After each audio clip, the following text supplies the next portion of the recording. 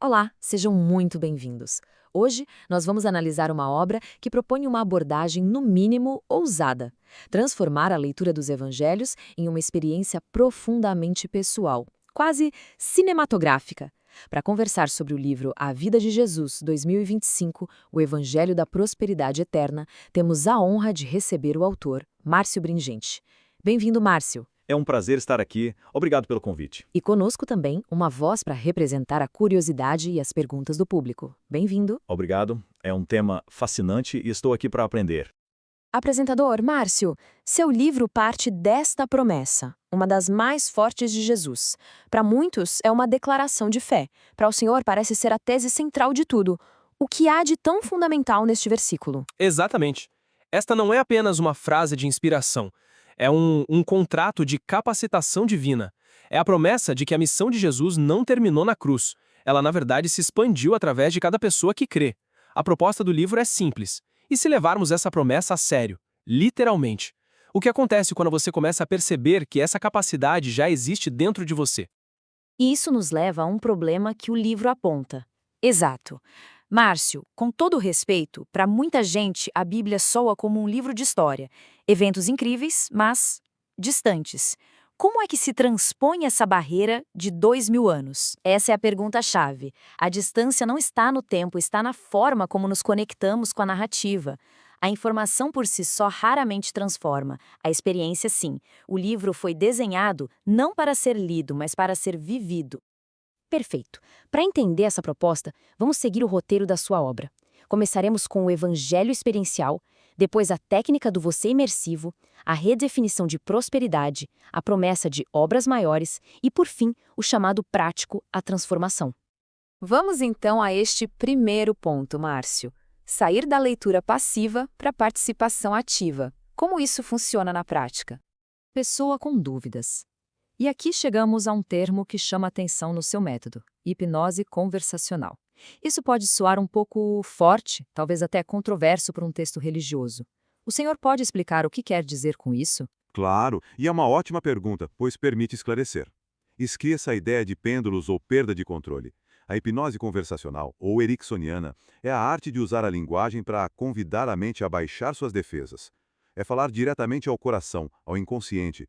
É o tipo de linguagem que Jesus usava em suas parábolas. Ele não dava ordens, ele contava histórias que permitiam que cada um encontrasse sua própria verdade. É um convite para que a pessoa possa sentir a mensagem em um nível que a análise crítica sozinha não alcança. Entendi. E uma das principais ferramentas para criar essa experiência, imagino, é a forma como a história é contada. Exatamente. Veja este trecho. Eu não escrevo "eles caminharam". Eu escrevo "você caminha". Quando você lê isso, algo muda, não muda? A sua mente quase que automaticamente começa a criar a imagem. Você pode quase sentir o pó nos seus pés, o cansaço da jornada. A história deixa de ser algo que você observa de longe e se torna um ambiente que você explora em primeira pessoa.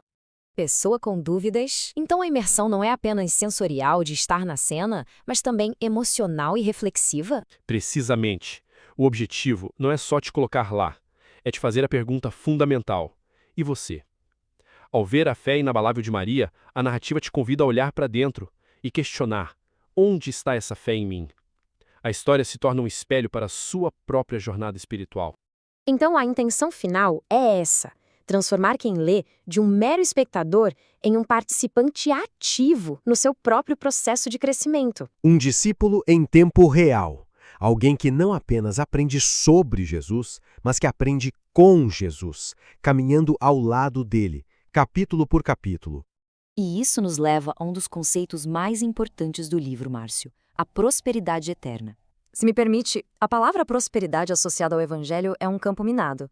Muitas pessoas imediatamente pensam em teologias focadas em ganhos financeiros. Como o senhor se diferencia disso? Uma distinção crucial. A prosperidade que o mundo oferece é frágil. A prosperidade eterna da qual falo é outra coisa. É a riqueza de ter um propósito claro. É a abundância de paz interior mesmo em meio à tempestade. É um estado de graça e confiança que não depende do seu saldo bancário. É uma prosperidade que começa na alma e, a partir daí, pode sim transbordar para todas as outras áreas da vida. Mas a raiz é interna, inabalável. Este diagrama do livro parece amarrar bem essa ideia. Márcio, pode nos guiar por ele? Com certeza. A experiência transformadora, que é essa leitura imersiva, age como um catalisador. Ela gera, em primeiro lugar, crescimento espiritual. Esse crescimento, por sua vez, exige aplicação prática no dia a dia. E o resultado natural dessa jornada integrada é o que eu chamo de verdadeira prosperidade. Uma coisa leva a outra, é um fluxo contínuo. E como tudo isso nos leva de volta àquela promessa inicial de João 14:12, sobre fazer obras maiores? Porque a salvação não era o ponto final, era o ponto de partida. Jesus não veio apenas para nos dar um ingresso para o céu. Ele veio para trazer o céu para a nossa vida aqui e agora. A capacitação para obras maiores é a consequência de se tornar uma nova criatura. É o poder do Criador fluindo através da criatura para continuar o trabalho de cura, restauração e amor no mundo. Pessoal com dúvidas, analisando este outro modelo, a conexão divina parece ser a fonte de tudo. Essa conexão é algo que se fortalece com a leitura imersiva que o senhor propõe? Exatamente. Pense nisso como um músculo. A leitura imersiva, as reflexões, as tarefas, tudo isso exercita e fortalece essa conexão divina. Essa conexão alimenta uma crença fiel, que não é apenas um consentimento intelectual, mas uma confiança profunda. E essa crença, essa fé ativa que move montanhas e destrava o potencial para as obras maiores. Falando em prática, Márcio, a teoria é muito poderosa. Mas como o livro garante que isso não fique apenas no campo das ideias e realmente se transforme em ação? Através de ferramentas muito concretas. Primeiro, a harmonização dos evangelhos em uma única cronologia elimina a confusão e cria um fluxo narrativo coeso. E o mais importante, ao final de cada capítulo, o leitor não é liberado.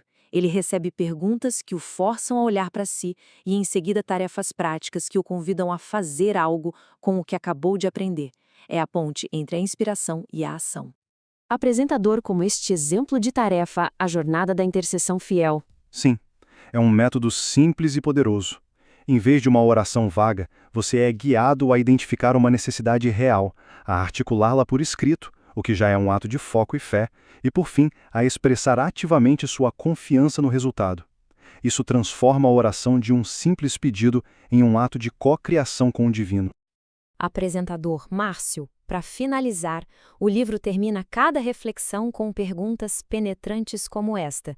Queria deixar essa pergunta no ar, mas também pedir uma mensagem final sua para quem nos acompanha. A mensagem é a própria pergunta. Essa não é uma questão teórica. Quando você entende que a presença dele é real, aqui e agora, a pergunta se torna urgente. Pense sinceramente. Qual é a sua porta trancada? Medo, ressentimento, insegurança? O convite do Evangelho imersivo é este. Permita que ele atravesse essa porta. A paz que ele oferece não está do lado de fora, esperando que você abra. Ela já está do lado de dentro, pronta para inundar cada cômodo da sua vida. Você só precisa convidá-la a entrar.